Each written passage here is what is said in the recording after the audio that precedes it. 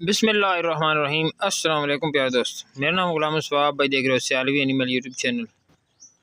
दोस्तों माशाल्लाह जी, Jersey Friesian cross गाय है, गब्बन तैयार है। तकरीबन 10 से 12 दिन लेती है डिलीवर होने में।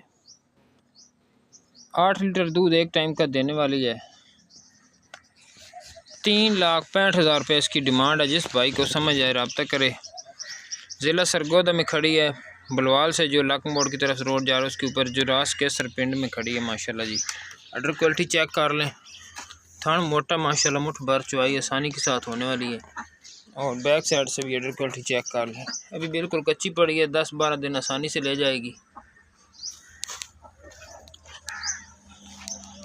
बिल्कुल ब्रीक स्किन है इसके पास, अच्छा मिल्क करने वाली है।